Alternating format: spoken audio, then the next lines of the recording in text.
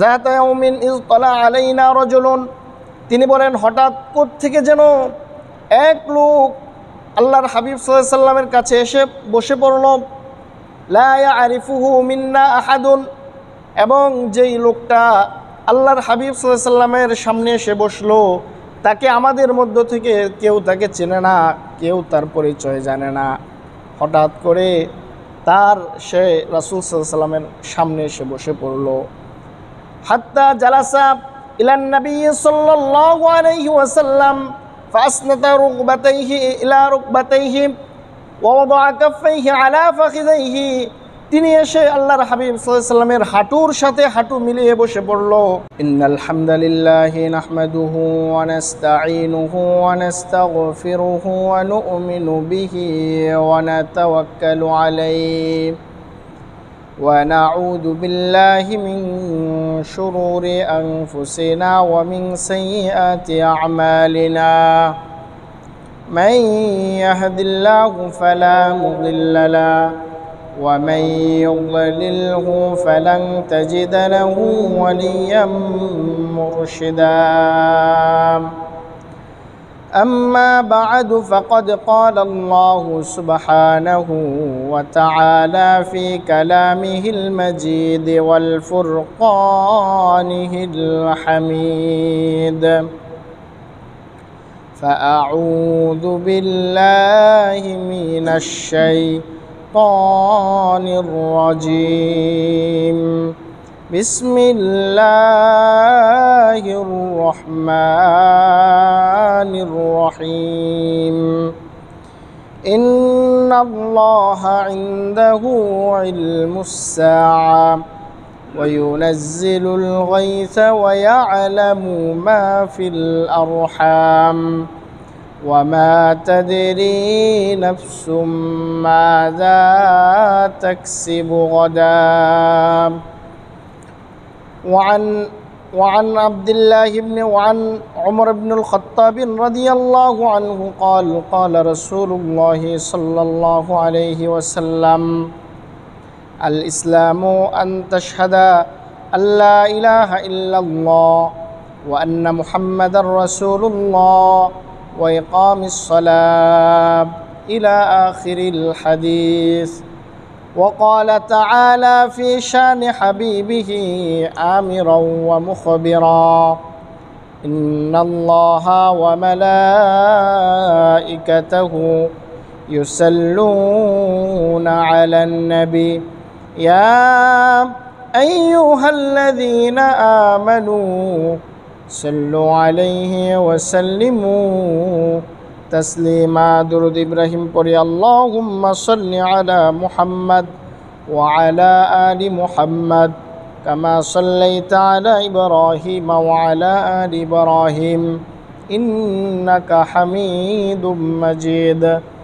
اللهم بارك على محمد وعلى آل محمد كما باركت على إبراهيم وعلى آل إبراهيم إنك حميد مجيد. আলহামদুলিল্লাহ, সমস্ত শুকর ও সুজুদ মহান আল্লাহ জাল্লা জালালুহু আম্মা নওয়ালুহুর পাক দরবারে, যে আল্লাহ রব্বুল ইজ্জাত ওয়াল জালাল আজকের পবিত্র জুমার দিনে, জুমার সময়ের আল্লাহর ঘর মসজিদে আসার বসার, দুটি কথা বলা এবং শোনার সময়, সুযোগ এবং সুস্থতা দান করেছেন। সেজন্য সে রব্বে কারিমের দরবারে একবার মন প্রাণ উজাড় করে অন্তরের অন্তঃস্থল থেকে কালিমাতুশ শুকুর আদায় করি, উচ্চ কণ্ঠে পড়ি আলহামদুলিল্লাহ।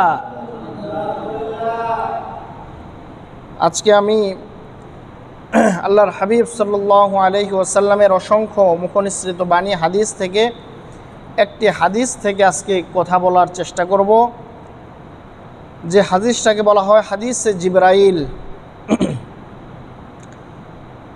হাদিসে জিবরাইল যে হাদিস, এই হাদিস থেকে আজকে আলোচনা করার চেষ্টা করব। তার কারণ হলো আল্লাহ রব্বুল আলামিন আমাদের জন্য দিন শরীয়তের মধ্যে যা কিছু দিয়েছেন, এই বিষয়গুলো, সামগ্রিক বিষয়গুলো এই এক হাদিসের মধ্যে আল্লাহর হাবিব সাল্লাল্লাহু আলাইহি ওয়াসাল্লাম নিয়ে এসেছেন। অর্থাৎ এই এক হাদিসের উপরে কেউ যদি আমল করতে পারে, এক হাদিস কেউ যদি মানতে পারে, তাহলে তার ইহকাল এবং পরকাল দুটোটাই সফল হয়ে যাবে। সুবহান আল্লাহ পড়ি। তো এমন একটি হাদিস নিয়ে আজকে কথা বলার চেষ্টা করব। এই হাদিসকে হাদিসের পরিভাষায় বলা হয় হাদিসে জিবরাইল। তো এই হাদিসটা এসেছে মুসলিম শরীফের প্রথম হাদিস। এছাড়া আবু দাউদ, ইবনে মাজাহ সহ বিভিন্ন হাদিস গ্রন্থের মধ্যে এই হাদিসটা স্থান পেয়েছে। তো খুবই তাৎপর্যমণ্ডিত একটি হাদিস। এই হাদিসের মধ্যে কিছু মর্ম কথা রয়েছে, কিছু মূল থিম রয়েছে ইসলামের।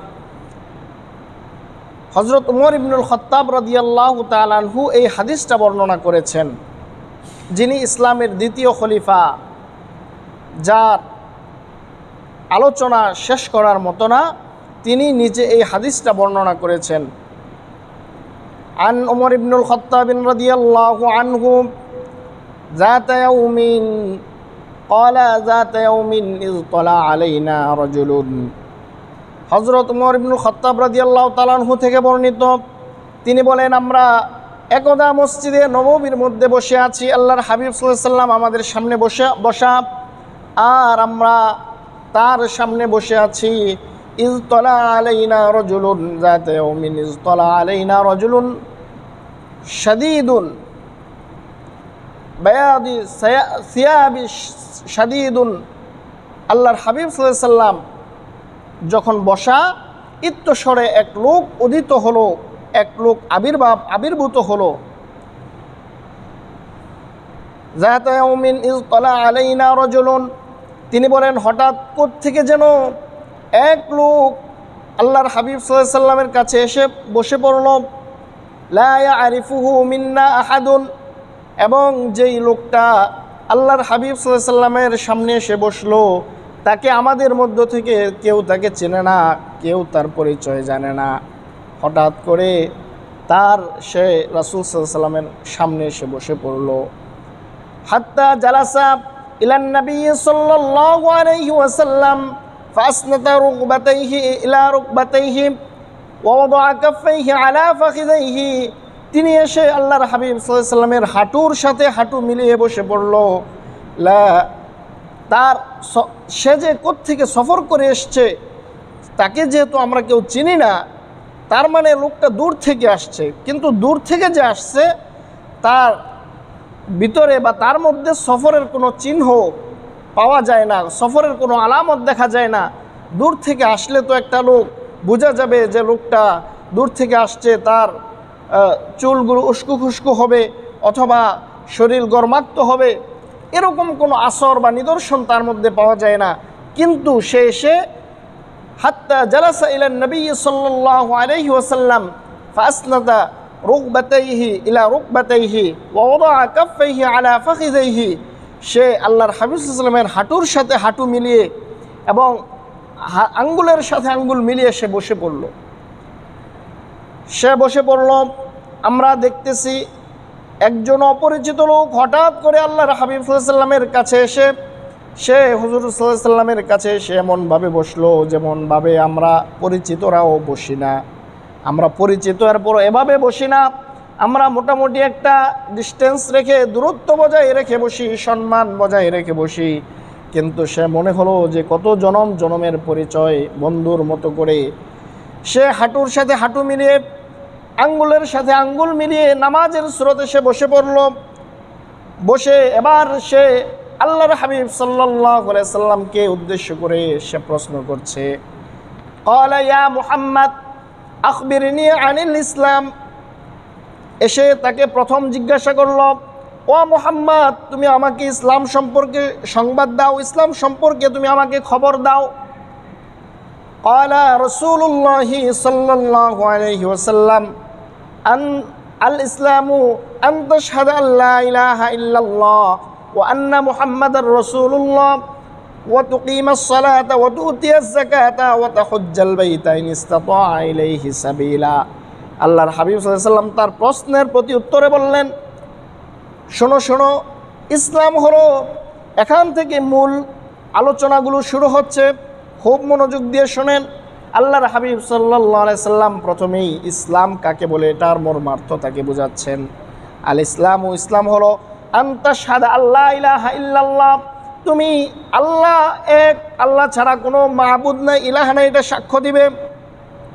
আনতা শাহাদা আল্লাহ ইলাহা ইল্লাল্লাহ ওয়া আন্না মুহাম্মাদুর রাসূলুল্লাহ, এবং তুমি মুহাম্মদ সাল্লাল্লাহু আলাইহি সাল্লাম যে আল্লাহর রাসূল এটা সাক্ষ্য প্রদান করবে। তাহলে ইসলাম কাকে বলে এটার প্রতি উত্তর করছেন আল্লাহর হাবিব সাল্লাল্লাহু আলাইহি সাল্লাম। এক নম্বরে বললেন আনতা শাহাদা আল্লা ইলাহা ইল্লাল্লাহ ওয়া আন্না মুহাম্মাদুর রাসূলুল্লাহ ওয়া তুকিমাস সালাতা, এবং দুই নম্বরে বললেন যে তুমি নামাজ কায়েম করবে, নামাজ প্রতিষ্ঠা করবে। ওয়া তুতিয়াজ যাকাতা, তিন নম্বরে বললেন তুমি যাকাত প্রদান করবে। ওয়া তাসুমা রমাদান, চার নম্বরে বললেন যে তুমি রমাদান মাসের রোজা রাখবে। পাঁচ নম্বরে বললেন ওয়া তাহুজ্জাল বাইতা ইন ইসতাতা ইলাইহি সাবিলা, আর তোমার যদি সামর্থ্য থাকে তাহলে তুমি হজ্জে বাইতুল্লাহ তুমি আদায় করবে, বড় হজ তুমি আদায় করবে। তাহলে আল্লাহর হাবিব সাল্লাল্লাহু আলাইহি সাল্লামের দরবারে একজন অপরিচিত আগন্তুক আসলো, এসে তাকে জিজ্ঞাসা করলো, ও মুহাম্মদ, আপনি আমাকে ইসলাম সম্পর্কে সংবাদ দিন।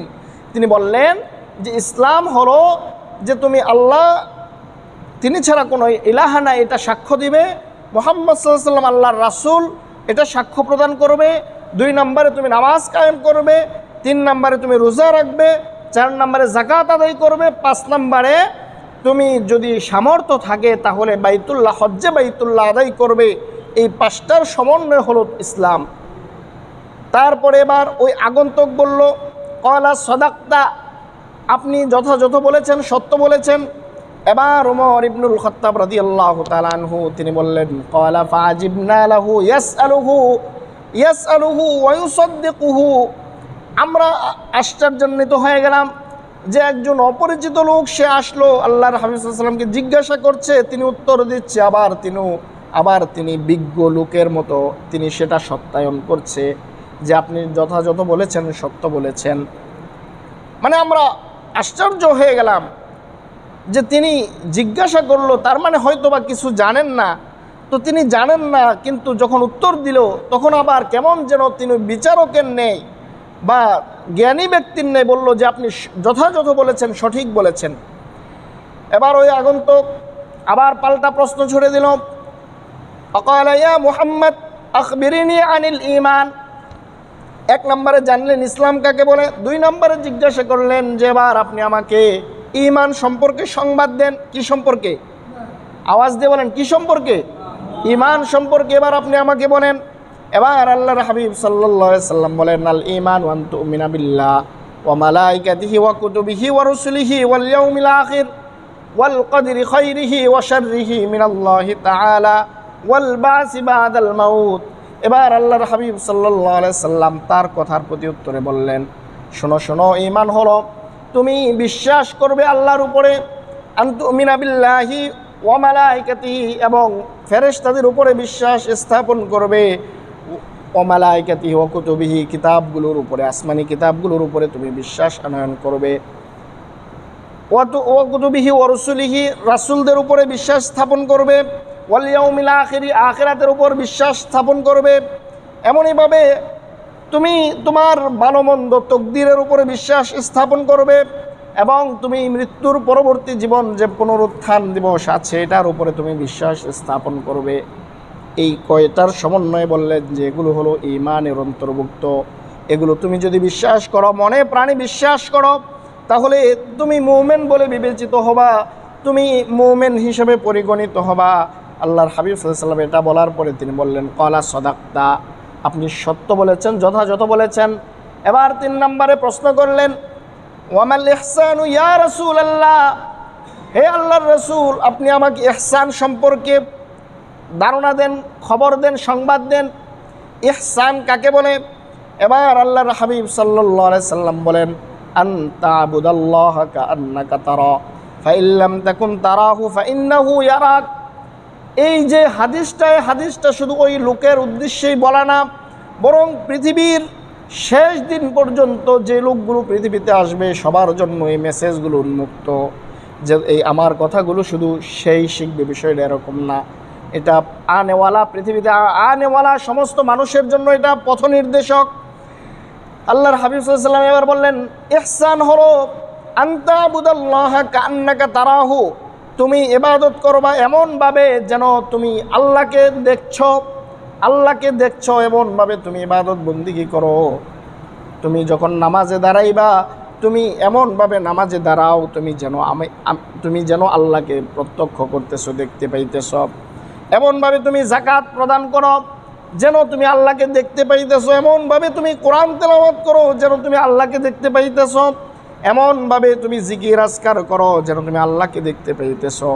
আনতা আবুদাল্লাহা কান্নাকা তারা ফাইন লাম তাকুন তারাহু ফাইন্নাহু ইয়ারাক। ইহসান হলো তুমি এমনভাবে ইবাদত করো যেন তুমি আল্লাহকে দেখতে পাচ্ছ। আর যদি তোমার ঈমানটা ওই পর্যায়ের না হয়, তুমি যদি ওই পর্যায়ের মুমিন মুসলমান হতে না পারো, তাহলে অন্তত তুমি এমনভাবে ইবাদত করো যে আল্লাহ তোমাকে সরাসরি দেখতে পাইতেছে। সুবহানাল্লাহ। আর বাস্তবতা তো এরকমই, আমরা যেখানেই আছি, যে অবস্থায় আছি, আল্লাহ আমাদেরকে দেখতেছেন। কি বলেন, ঠিক কিনা? আল্লাহ তাআলা কোরআনের মধ্যে বলেন, আল্লাহু মাআকুম আইনামা কুনতুম, তোমরা যেখানেই আছো, যে অবস্থায় আছো, আমি আল্লাহ তোমাদের সাথেই আছি। সুবহানাল্লাহ। আল্লাহর হাবিব সাল্লাল্লাহু আলাইহি ওয়াসাল্লাম এই কথাটাই হাদিসে জিবরাইলের মধ্যে বলেন, আনতা আবুদাল্লাহা কান্নাকা তারাহু ফাইন লাম তাকুন তারাহু ফাইন্নাহু ইয়ারাক। অর্থাৎ তুমি এমনভাবে ইবাদত করো। আর প্রথমে হাদিসের এই অংশের প্রথমে যে বিষয়টা বোঝাতে চাইলেন সেটা হলো ইমানের সর্বোচ্চাঙ্গের পরিস্থিতি। যেরকমভাবে বিভিন্ন আল্লাহর ওয়ালিরা, সাহাবে কেরাম, রাসূল আরবি সাল্লাল্লাহু আলাইহি সাল্লাম, তিনারা যখন ইবাদত করতেন তখন তিনারা আসলেই আল্লাহ তাআলাকে দেখতে পাইতেন। এজন্যই হাদিসের মধ্যে জিনিসটা এসেছে, আনতা আবুদাল্লাহা কান্নাকা তারাহু, তুমি এমনভাবে ইবাদত করো যেন তুমি আল্লাহকে দেখতে পাইতেছো। এটা হলো ইমানের সর্বোচ্চ পর্যায়ের। আর তোমার ইমানটা যদি এমন সর্বোচ্চ পর্যায়ের না হয়, তাহলে অন্তত এই পর্যায়ের ইমান তো থাকবেই যে আমি আল্লাহকে দেখতে পাইতেছি না, কিন্তু আমাকে আল্লাহ তাআলা সদা সর্বদা পর্যবেক্ষণ করছেন, দেখছেন। সুতরাং এমন চিন্তা করে তুমি একাগ্রতা, খুশু ইখলাসের সহিত তোমার ইবাদত বন্দেগী করো। সুবহানাল্লাহ পড়েন। আল্লাহর হাবিব সাল্লাল্লাহু আলাইহি ওয়াসাল্লাম ওই আগন্তুককে এই জিনিসটাই বললেন, আনতা আবুদাল্লাহা কান্নাকা তারাহু ফাইন লাম তাকুন তারাহু ফাইন্নাহু ইয়ারাক। তুমি এমনভাবে ইবাদত করো যেন তুমি আল্লাহকে দেখতে পাচ্ছ। আর যদি তুমি আল্লাহকে দেখতে না পাও, বরং তুমি এমনভাবে অন্তত ইবাদত করো যেন আল্লাহ তোমাকে দেখতেছেন। আর অবশ্যই আল্লাহ আমাদেরকে সদা সর্বদা দেখতেছেন। আমি নামাজে দাঁড়াই, ওই দিন হাদিসের মধ্যে পড়লাম, আল্লাহর হাবিব সাল্লাল্লাহু আলাইহি ওয়াসাল্লাম হাদিসের মধ্যে বললেন যে কিয়ামতের পূর্বে মানুষ থেকে যে জিনিসটা সবার আগে উঠিয়ে নেওয়া হবে সেটা হলো নামাজের একাগ্রতা, নামাজের খুশু ইখলাস, তাকওয়া, এটা উঠিয়ে নেওয়া হবে। এবং এমন অবস্থা হবে যে জামাত আদায় হবে, জামাতের মধ্যে একজনেরও ইখলাস থাকবে না, একজনেরও খুশু থাকবে না, এমন জামাত তৈরি হবে। অর্থাৎ কিয়ামতের আগে আল্লাহ তাআলা আমাদের অন্তর থেকে নামাজের ভিতরের যে একাগ্রতা, খুশু তাকওয়া, এটা উঠিয়ে নেবেন। বাস্তবতার আলোকে এটাই আমরা দেখতে পাই যে অনেক মানুষ নামাজ পড়ে, সে কি পড়ে না পড়ে সে নিজেও বলতে পারে না। কি বলেন, আছে না নাই? অথচ আল্লাহর হাবিব সাল্লাল্লাহু আলাইহি ওয়াসাল্লাম তিনি হাদিসের মধ্যে বলেন যে আমার চোখের প্রশান্তি দুইটা জিনিসের মধ্যে দেওয়া হয়েছে, এক হলো নামাজ, আরেক হলো স্ত্রী, বৈধ স্ত্রী অর্থাৎ বিবিদের মধ্যে। তো নামাজ ছিল আল্লাহর হাবিব সাল্লাল্লাহু আলাইহি ওয়াসাল্লামের চোখের প্রশান্তি। যখন কোনো সাহাবায়ে কেরাম কোনো বিপদ আপদের মধ্যে পড়ে যেতেন, অসুস্থতার মধ্যে পড়ে যেতেন, তারা নামাজে দাঁড়িয়ে যেতেন, ইখলাসের সাথে খুশুর সাথে তারা যখন নামাজ আদায় করতেন, তাদের ওই বিপদ থেকে আল্লাহ তাআলা উদ্ধার করে দিতেন। সুবহানাল্লাহ পড়ি।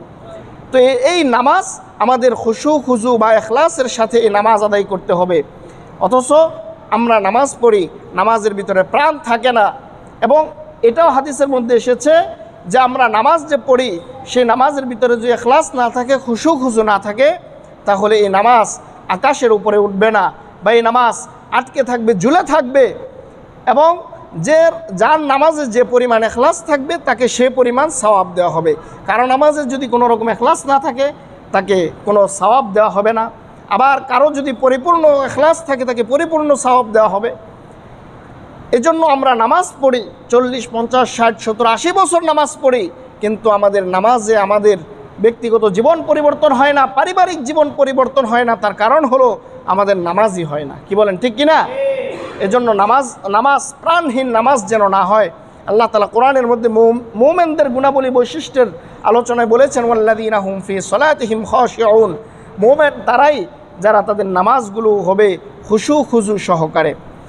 আল্লাহর হাবিব সাল্লাল্লাহু আলাইহি ওয়াসাল্লাম ওই খুশু খুজু এবং ইখলাসের বিষয়টাই এই হাদিসের মধ্যে বলেছেন। হাদিসে জিবরাইল, আনতা আবুদাল্লাহ কাআন্নাকা তারাহু ফাইন লাম তাকুন তারাহু ফাইন্নাহু ইয়ারাক, তুমি এমনভাবে নামাজ আদায় করো যেন তুমি আল্লাহকে দেখতে পাচ্ছ, আর যদি এমনভাবে পড়তে নাও পারো তাহলে তুমি মনে করো যে আল্লাহ তোমাকে দেখতেছেন। এই জিনিসটা তুমি মনে প্রাণে খেয়াল করো।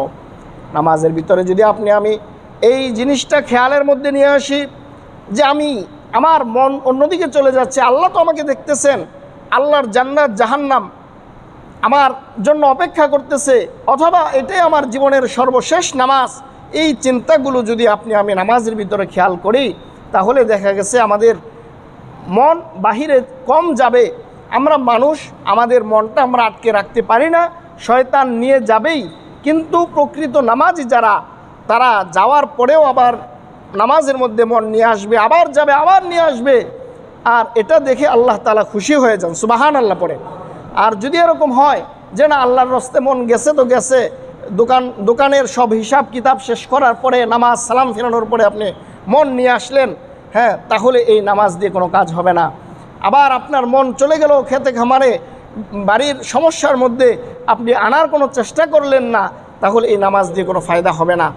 তো বলতেছিলাম, আল্লাহর হাবিব সাল্লাল্লাহু আলাইহি ওয়াসাল্লাম যেন আমরা ইবাদতের মধ্যে, জিকির আজগারের মধ্যে, কোরআন তেলাওয়াতের মধ্যে এই ইখলাস যেন পয়দা হয়, এটাই আল্লাহর হাবিব সাল্লাল্লাহু আলাইহি ওয়াসাল্লাম শিক্ষা দিলেন। তারপরে এবার ওই আগন্তুক বলল, ক্বালা সাদাকতা, হে মুহাম্মদ আপনি সত্য বলেছেন। এবার তিনি চতুর্থ প্রশ্ন ছুড়ে দিলেন, ক্বালা ইয়া মুহাম্মদ আখবিরনি আনিস সাআ, চতুর্থ নম্বরে বললেন, ও মুহাম্মদ আপনি আমাকে কিয়ামত সম্পর্কে বলেন, কিয়ামত সম্পর্কে আপনি আমাকে খবর দেন। এবার আল্লাহর হাবিব সাল্লাল্লাহু আলাইহি সাল্লাম বলেন, মাল মাসউলু আনহা বিআ'লামা মিনাস সাইল, ও আগন্তুক শোনো, যে আমাকে প্রশ্ন করেছে তার চেয়ে বেশি আমি জানি না। অর্থাৎ তুমি আমাকে প্রশ্ন করেছো, তুমি কিয়ামত সম্পর্কে যতটুকু জানো আমি মুহাম্মদ ততটুকুই জানি, তার চেয়ে বেশি জানি না। আল্লাহ রাব্বুল আলামিন কোরআনের মধ্যে বলেন, ইন্নাল্লাহা ইনদাহু ইলমুস সাআ, কিয়ামতের জ্ঞান একমাত্র আল্লাহ পাক জানেন। কে জানেন? বলেন, কে জানেন? কিয়ামত কবে হবে এটা আমরা কেউ জানি? আমরা কেউ জানি না, স্বয়ং রাসূল সাল্লাল্লাহু আলাইহি ওয়াসাল্লাম নিজেও জানেন না। অথচ আমাদের সমাজের এক শ্রেণীর ভণ্ড, তারা কি বলে? তারা বলে রাসূল সাল্লাল্লাহু আলাইহি ওয়াসাল্লাম গায়েব জানেন। তো গায়েব যদি জানতেনই, তাহলে কিয়ামত তো গায়েব বা অদৃশ্য সংবাদের একটা সংবাদ, তাহলে এটা কবে হবে এটা তিনি জানেন না কেন? কি বলেন, ঠিক কিনা? এটাও তো অদৃশ্য একটা সংবাদ, গায়েবের খবর, তো এটা জানেন না কেন? তারা না জেনে আন্তাজেই ফালফারে যে রাসূল গায়েব জানে, রাসূল এই জানে সেই জানে। অথচ আমরা বলি যে না, রাসূল গায়েব জানেন না, বরং আল্লাহ তাআলা ওহির মাধ্যমে তিনাকে যতটুকু জানান তিনি ততটুকুই জানেন। সুবহানাল্লাহ পড়েন। এই জন্য আল্লাহ তাআলা বলেন, ইন হুয়া ইল্লা ওয়াহয়ু ইউহা আল্লামাহু শাদীদুল কুওয়া, আমি ওহী করে আপনাকে যতটুকু জানাই আপনি কেবল ততটুকুই জানেন, তার চেয়ে বেশি জানার অধিকার বা খবর যোগ্যতা আপনার নাই। আরেক আয়াতের মধ্যে আল্লাহ তাআলা নিজে বলেন, ওয়াইনদাহু মাফাতিহুল গায়বি লা ইয়ালামুহা ইল্লা হু, যে গায়েবের একমাত্র চাবিকাঠি আমি আল্লাহর কাছে, আমি জানি গায়েবের খবর, আমি ছাড়া আর কেউ গায়েবের খবর জানে না। তাহলে সমাজের মধ্যে যারা এরকম বলে বলে ফিতনা সৃষ্টি করে তাদেরকে আপনি চিনে রাখবেন, তারা স্পষ্টভাবেই গুমরাহির মধ্যে নিমজ্জিত। আমরা বলি যে না, রাসূল গায়েব জানেন না, আর এটাই আহলে সুন্নাত ওয়াল জামাতের আকীদা যে না, রাসূল গায়েব জানেন না। কিন্তু এটা নিয়ে সমাজের মধ্যে অনেক রকম ফিতনা সৃষ্টি হয়, অনেক রকম মানুষ উদ্ভ্রান্ত মতবাদ সৃষ্টি করার চেষ্টা করে। যাই হোক, যেটা বলতেছিলাম যে কিয়ামত সম্পর্কে যখন ওই আগন্তুক জিজ্ঞাসা করলো যে আমাকে কিয়ামত সম্পর্কে বলেন, তখন তিনি বললেন, মাল মাসউলু আনহা বিআলামা মিনাস সাইল, প্রশ্নকারীর চেয়ে প্রশ্নের উত্তরদাতা বেশি জানে না, অর্থাৎ তুমি যতটুকু জানো আমি ততটুকুই জানি। এবার ওই প্রশ্নকারী বললেন, ক্বালা আখবিরনি আন আমারাতিহা, ঠিক আছে আপনি ওইটা জানেন না, কিন্তু আপনি আমাকে কিয়ামতের কিছু নিদর্শনাবলী জানান, যেগুলো সংগঠিত হওয়ার পর কিয়ামত আসবে বলে বুঝতে পারবো। তখন আল্লাহর হাবিব সাল্লাল্লাহু আলাইহি ওয়াসাল্লাম বলেন, আন তারাল হুফাতাল উরাতাল আলাতা রিআ আশ-শাই ইয়াতাতাওয়ালুনা ফিল বুনিয়ান। আল্লাহর হাবিব সাল্লাল্লাহু আলাইহি ওয়াসাল্লাম বলেন যে একটা সময় আসবে যখন তুমি দেখবা যে যখন দাসী তার মনিবকে প্রসব করবে এবং রাখাল গরিব অসহায় যারা জুতা পায়ে দেওয়ার মতো এবিলিটি যাদের ছিল না, ইয়াতাতাওয়ালুনা ফিল বুনিয়ান, তারা উঁচু উঁচু বিল্ডিংয়ের মালিক হবে, তারা অনেক পয়সাওয়ালা হবে। আর ওই হাদিসের মধ্যে আল্লাহর হাবিব সাল্লাল্লাহু আলাইহি ওয়াসাল্লাম যেটা শুরুতে বললেন যে আন তারাল হুফাতাল উরাতাল আলাতা, এক নম্বরে বললেন যে দাসী তার মনিবকে প্রসব করবে, মানে হলো যে তার মা থাকবে একদম গরিব অসহায়, কিন্তু তার সন্তানরা এত মানে ডান দিক বাম দিক থেকে হালালে হারামে মিশ্রিত করে এত টাকা পয়সার মালিক হবে, তারা আঙ্গুল ফুলে কলাগাছ হয়ে যাওয়ার মতো অবস্থা হবে। অর্থাৎ তার মা থাকবে দাসীর মতোই, কিন্তু সে হয়ে যাবে তার মালিকের মতো, অর্থাৎ অনেক বিত্তশালী অনেক পয়সাওয়ালা হয়ে যাবে। অর্থাৎ আল্লাহর হাবিব সাল্লাল্লাহু আলাইহি ওয়াসাল্লাম এটাই বোঝাতে চাইলেন যে কিয়ামতের আগে গরিবরা তারা সমাজের মধ্যে অনেক পয়সাওয়ালা হয়ে যাবে এবং অযোগ্যরা তারা যোগ্যদের স্থান দখল করে নেবে। যেরকমভাবে আমরা দেখি বর্তমান সময়ে সমাজের অধিপতি যারা, সমাজের নেতৃত্বস্থানীয় লোক যারা, তারা অনেকেই অযোগ্য, তারা ওই পদে যাওয়ার যোগ্য না, কিন্তু তারা ওই পদে যে বসে আছে, এটা কিয়ামতের একটা আলামত। যাই হোক, আমার আলোচনার আজকের সার নির্দেশ হলো আল্লাহর হাবিব সাল্লাল্লাহু আলাইহি ওয়াসাল্লাম তারপরে ক্বালা ফালাবিস্তু মালিয়ান, ওমর ইবনুল খাত্তাব রাদিয়াল্লাহু তাআলা আনহু যিনি হাদিস বর্ণনাকারী, তিনি বলেন যে আমি কিছু সময় অপেক্ষা করলাম এই প্রশ্নগুলো করে। ওই লোকটা যখন চলে যাচ্ছে তখন আল্লাহর হাবিব সাল্লাল্লাহু আলাইহি ওয়াসাল্লাম বলেন, ইয়া ওমর, তুমি কি জানো এই লোকটাকে? তখন বলেন, ইয়া রাসূলুল্লাহ, আপনি এবং আল্লাহই ভালো জানেন, আল্লাহু ওয়া রাসূলুহু আ'লাম। তখন আল্লাহর হাবিব সাল্লাল্লাহু আলাইহি ওয়াসাল্লাম বলেন, ইনি হলো জিবরাইল আলাইহিস সালাতু ওয়াস সালাম, আতানি ইউআল্লিমুকুম দীনাকুম, তিনি আমার কাছে এসেছেন এবং তিনি এই প্রশ্নগুলো তোমাদের সামনে আমাকে করার উদ্দেশ্য হলো এই প্রশ্নগুলোর মাধ্যমে তোমাদেরকে সহ বিশ্ববাসীর সব মানুষের জন্য ইসলামের একটা রূপরেখা একটা হাদিসের মধ্যে এক বাক্যে একটা জিনিসের মধ্যে নিয়ে এসেছেন, তোমাদেরকে দিন শেখানোর জন্য তিনি এসেছিলেন। এবং তিনার এই প্রশ্ন উত্তর করার পরে তিনি চলে গেলেন, সুবহানাল্লাহ পড়েন। তো তিনি যখন গেলেন তখন আল্লাহর হাবিব সাল্লাল্লাহু আলাইহি ওয়াসাল্লাম বলেন, এটাই হলো জিবরাইল আলাইহিস সালাতু ওয়াস সালাম। তখন থেকেই এই হাদিসের নাম হয়ে গিয়েছে হাদিসে জিবরাইল। এই হাদিসের 4টা শিক্ষা আমরা পাই। এক নম্বরে আল্লাহর হাবিব সাল্লাল্লাহু আলাইহি ওয়াসাল্লামকে জিজ্ঞাসা করা হয়েছে ইসলাম কি জিনিস, তিনি এটার প্রতি উত্তরে বলেছেন 5টা জিনিসের সমন্বয় হলো ইসলাম। তারপরে বললেন ঈমান কি জিনিস, ঈমান হলো কয়েকটা 6-7টা বিষয় এর উপরে বিশ্বাস স্থাপন করার নাম ঈমান। তারপরে বললেন যে ইবাদত যে করব, ইবাদতের রূপরেখা কী হবে, প্রক্রিয়া কী হবে। আল্লাহর হাবিব সাল্লাল্লাহু আলাইহি ওয়াসাল্লাম বলেন, তুমি এমনভাবে ইবাদত করো, এমনভাবে কাজ করো যেন তুমি আল্লাহকে দেখতে পাচ্ছ অথবা আল্লাহ তোমাকে দেখতে পাচ্ছেন।